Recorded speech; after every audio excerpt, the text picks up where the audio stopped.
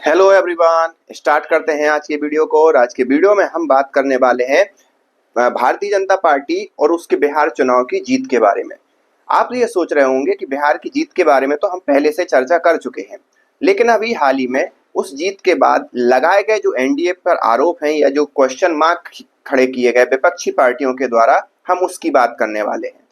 इसमें अगर विपक्षी पार्टियों को देखा जाए तो सबसे पहले आती है एक जनस्वराज, जो प्रशांत किशोर की नई नवेली पार्टी थी और उसको बुरी तरीके से हार मिली बिहार चुनाव में।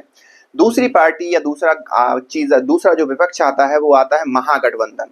महागठबंधन में कांग्रेस और आरजेडी मुख्य रूप से प्रमुख भूमिका में थे और भारतीय जनता पार्टी या एनडीए के खिलाफ चुनाव लड़ रहे थे। तो हम बात करते हैं जनस्वराज पार्टी के, स्टार्ट करते हैं। जनस्वराज पार्टी ने भारतीय जनता पार्टी पर यह लगाया आरोप कि भाई साहब, इन्होंने 10,000 रुपए दे के जो वोट खरीदे हैं उसके कारण इनको क्लीन स्वीप और इस प्रकार की जीत मिली या इस प्रकार की प्रचंड जीत मिली।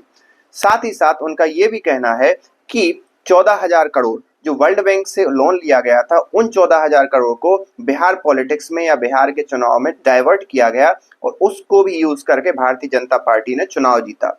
और अगर प्रशांत किशोर या जनस्वराज पार्टी की बात माने तो लगभग भारतीय जनता पार्टी ने 40,000 करोड़ रुपए सिर्फ और सिर्फ बिहार चुनाव में खर्च कर दिए, जो कि आप ये समझो जो कि टोटल जीडीपी बिहार की 3 लाख करोड़ है, 3.5 लाख करोड़ है या 7.5 लाख करोड़ है, उसका 40,000 करोड़ अगर निकालें तो एक बहुत बड़ा अमाउंट हो जाता है।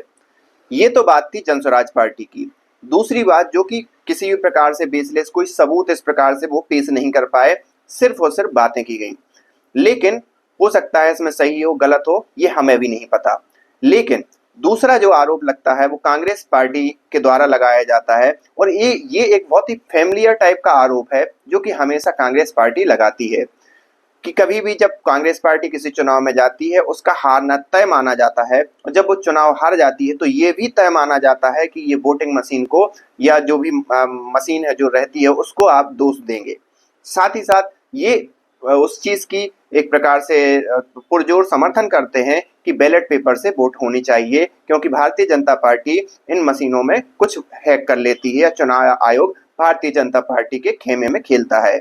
तो ये सारी चीजें हैं। लेकिन अगर बात करें इनके आरोपों के बारे में तो सबसे पहला आरोप इन्होंने ये लगाया कि जब एसआईआर की फाइनल लिस्ट, एसआईआर आपको मालूम होगा कि जो फाइनल लिस्ट एक चुनाव आयोग ने चुनाव से पहले जो कितने वोटर वास्तविकता में प्रेजेंट हैं, कितने लोगों की मृत्यु हो गई है, इस प्रकार से एक फाइनल वोटर लिस्ट जारी की।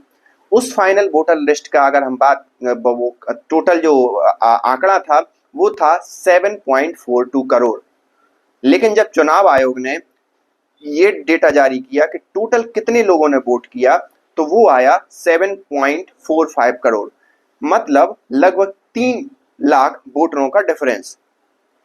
इस चीज की जैसे ही बात करते हैं तो चुनाव आयोग का सफाई ये आई कि चुनाव आयोग ने कहा कि जब हमने फाइनल लिस्ट जारी की उसके बाद भी हमने कई लोगों को ऐड किया, वो कई लोग जो ऐड हुए वो 3 लाख टोटल थे और इस प्रकार से टोटल वोटरों की संख्या 7.45 करोड़ हो गई। तो ये तो था एक प्रकार से चुनाव आयोग का एक जो आरोप लगाया गया उसके बारे में जवाब। दूसरा आरोप ये लगाया गया कि भारतीय जनता पार्टी को 20% वोट मिले। जो जेडीयू है भारतीय जनता पार्टी की, उसको 19% वोट मिले और लगभग 84 के समथिंग जेडीयू की सीटें आई हैं और भारतीय जनता पार्टी की 90 के करीब सीटें आई हैं। तो ये दोनों पार्टियां 20% में 90 सीटें, 19% में लगभग 84 सीटें, ये तो आपको आंकड़ा सही लग रहा होगा। लेकिन जब हम आरजेडी की बात करते हैं तो आरजेडी को 23% वोट मिला टोटल वोट का। उसमें आरजेडी 30 का आंकड़ा भी या 30 का आंकड़ा भी नहीं पार कर पाई या 30 या 35 के बीच में रही। तो ये आरजेडी या विपक्ष का वो है कि हमारे इतना ज्यादा परसेंट वोट मिलते हुए भी हमारी सीटें क्यों नहीं इतनी ज्यादा हुई।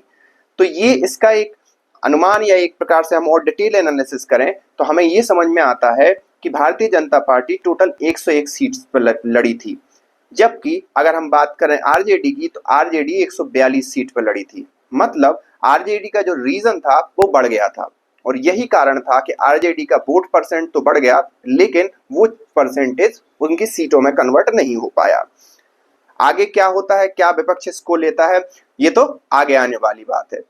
अब कई और छोटे छोटे आरोप भी लगाए गए जिसमें ये कहा गया कि भाई साहब हरियाणा से कई ट्रेनें ऐसी चली, वो भागलपुर, पटना और कई बिहार के राज्यों में आई और लगभग 1500 लोग उन ट्रेनों से आए। इसका हाल फिलहाल में कोई भी ऐसा सबूत या रिप्लाई अभी कोई नहीं आया है, लेकिन वास्तविकता ये है कि भारतीय जनता पार्टी बिहार के चुनाव को क्लीन स्वीप करके जीत गई है और 5 साल भारतीय जनता पार्टी की सरकार रहने वाली है। आगे वो क्या करते हैं, कैसे करते हैं, ये देखना होगा। तब तक के लिए थैंक यू। मिलते हैं नेक्स्ट वीडियो में, और आप भी इन सारी चीजों के बारे में क्या सोचते हैं आप हमें कमेंट करके बताइए। तब तक के लिए थैंक यू।